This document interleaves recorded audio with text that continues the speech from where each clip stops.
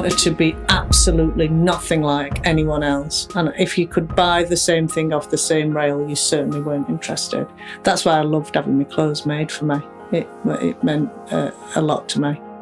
I had like a fake Prince of Wales check suit with kind of like drop lapels, double-breasted, that I absolutely loved. I also had like a gold lame jodhpur and kind of rolled up sleeve two-piece with a scoop neck. God knows where that came from. Auntie Joan must have made it because it was just too ridiculous for words.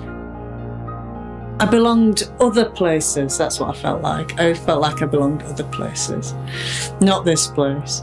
It was a pastel neon green flowery shirt that I'd actually got from Miss Selfridge in the sale. That was a kind of 70s revival thing. And then I had a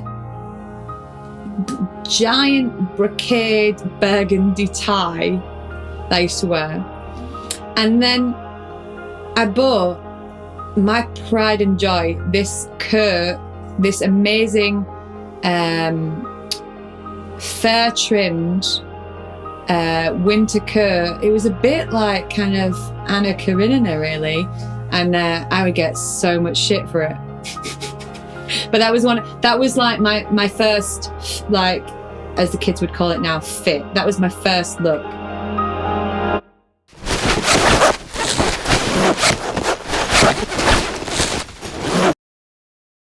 Often when I buy clothes, I cannot help myself but make the wrong decision.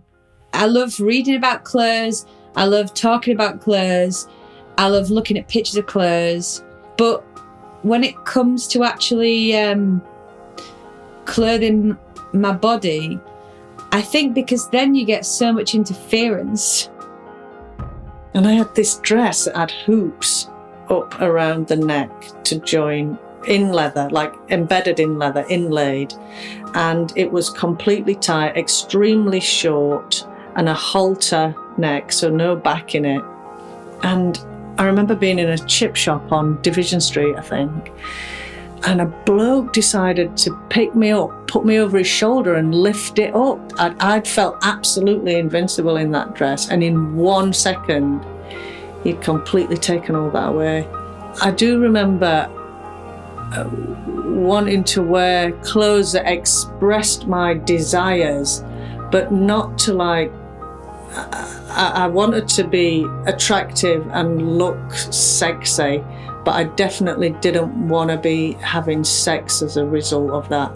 I used to buy these dresses that, they were sort of shit knockoffs of the kind of like very late 70s, early 80s, like Halston Studio 54, like disco things. They were like ruched, kind of like draped, quite tight polyester, usually like garishly pink dress. I do remember going on a bit of a feminine kind of like tip where I used to buy clothes from Wallace, and it was also very much about class. It was very aspirational. You know, I wanted to look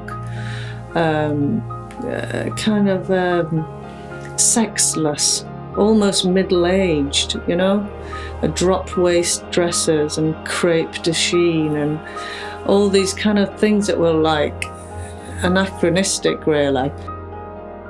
I think at that early stage, you know, when I was a little girl who'd cut off all her hair and was wearing a burgundy brocade tie and a pastel neon green flowery shirt, I think I was expressing a real profound discomfort with my own gender.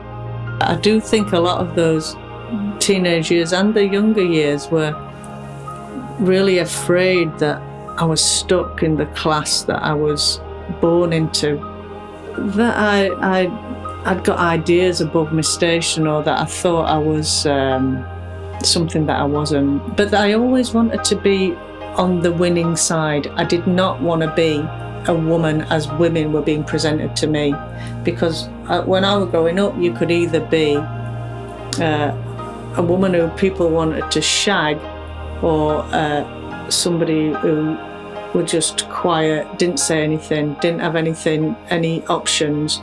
There were like two strands of femininity that I had access to, and neither of them were doing for me at all. I'd much rather be, train up, get good at fighting, and at least be able to punch my way out of my predestination.